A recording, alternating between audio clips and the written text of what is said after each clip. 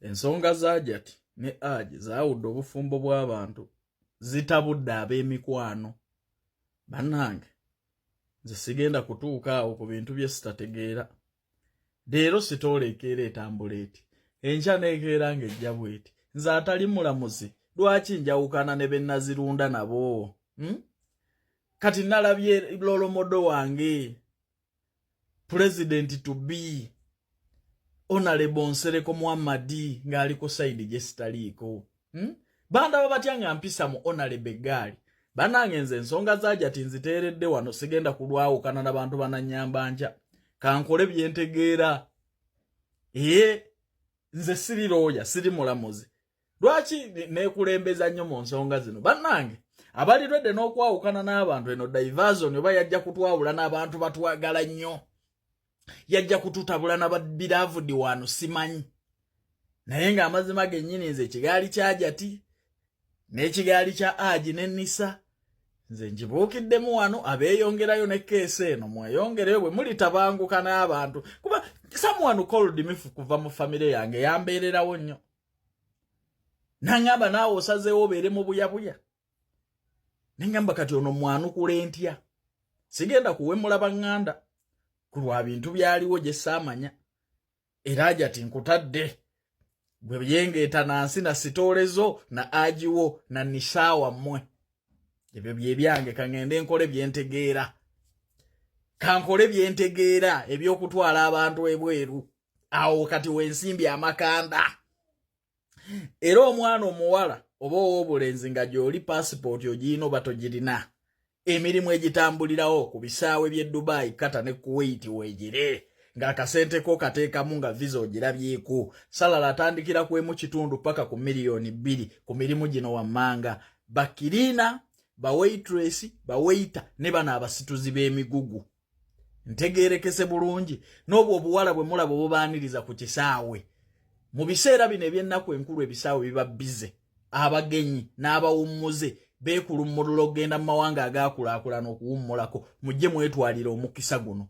Bakusuza, bakuliisa, bakujjanjaba ne contract ya myaka 2.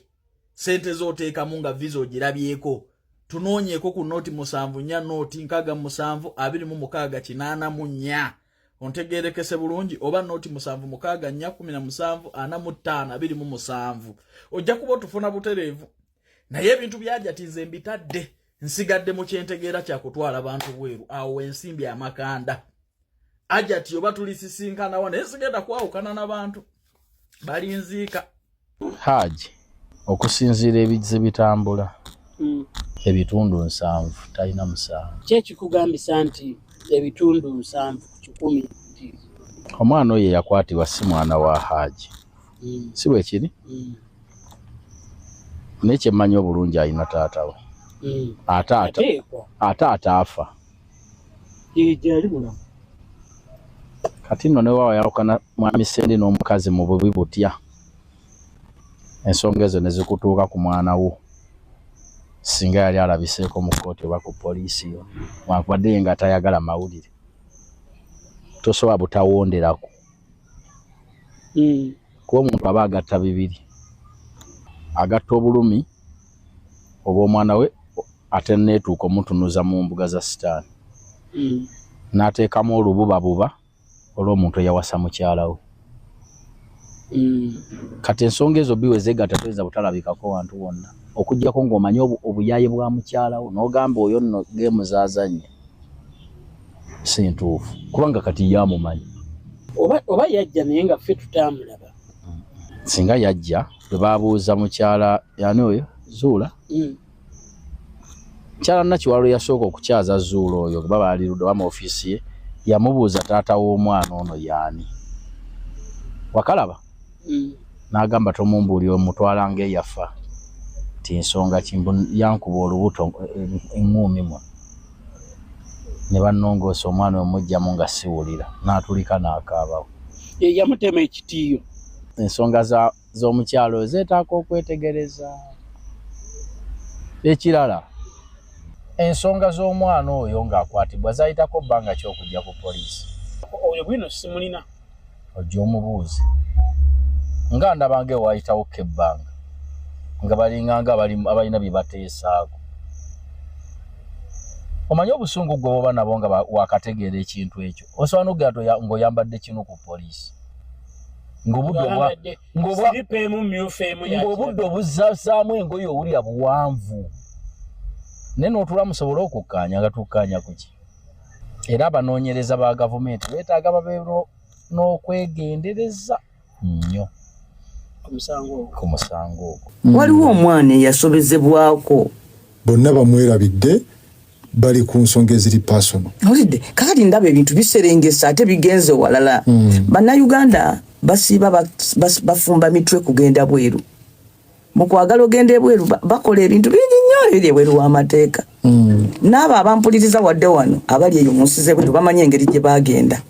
Kati Hajjat Zula okumuddako ombuno wakola bwoti wafojinga bino ebyo bannayuganda bangi babitambuliramu. Ekigambo ekyokutaasa omwana kirabika kivuddewo. Ate bagenda kutukola bubi. Gye bujjayo abakazi bajja kutya okuddamu owaaba emisango okuwaabira abasajja abasobya ku baana. Kubanga kati kibanga ekigamba munnange sijja kuloopa tebagenda kunkola kye baakola ani Zula. Naddala ffe abakulembeze twalyowaza okubeerako oludda ku nsonga eno. Nze kye nava ngamba nti ensonga eno ya poliisi. Ise poliisi ba poliisi mbasaba munywerere ku bintu bino. Nayenza okulaba Hajjat Zula zeeyo ajjeyo Kurohane y'ekitiibwa ali ku YouTube alayira. Kakati tulinga abagamba nti n'omusango gw'omwana tugenda gwoleza ku gundi mu social media. Naye mukazi wattu omulaba nti naliko pressure y'amaanyi ennyo emuteereddwako just because yayogera ku mwami ono. Nedda bannange tubeere benkanya era tubeere beesimbu. Omusango guno tugulekere kooti. Tugulekere poliisi eguvunaanyizibwe kati namwe abapoliisi enensonga mugibulirizeeko eggwe mugijje mu ddiiro. Nze ndabye abo bagamba simanyi tugenda kwesonda ssente simanyi kusabira Hajji beyiro. Kasita omuntu mumugjayo mu mbiranye ekimu ku bintu ebisobola okummisa omuntu beyiro kwe kulaga nti bw'anaagifuna ajja kujja atabangula okubuuliriza. Ewulidde?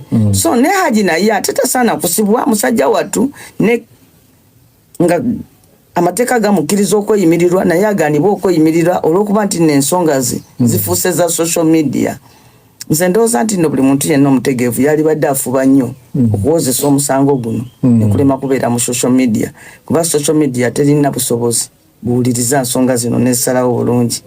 Ekyokubiri nsaba abakulembeze tusigale mu kifo kyaffe ekyobukulembeze tekijja kikyamu kibi kiswaza kinafuya omukulembeze okudda mu lujjudde oyombagane n'omukubo bokulembera ng'ate omwewerera n'ebigambo ebingi bwe bityo. Sagala nabyongerayo nnyo okusukkaawo mukulu Nsereko mwanyinaze akimanyi muwa amagezi nga mwanyina mukulu we mu myaka nini mbukulembeze buno obwensi era ndi mukulu we.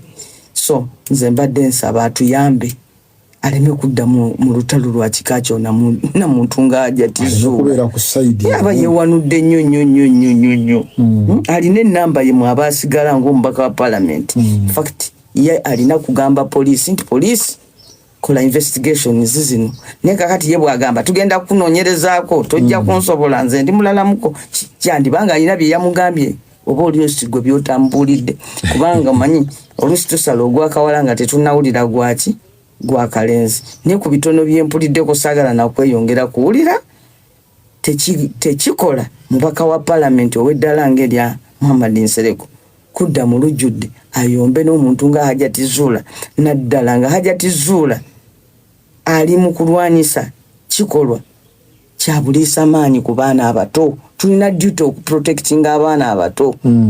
Let it be police after investigations etubuulire oba Hajjat oba Hajji bamukola ki bamuwaayiriza.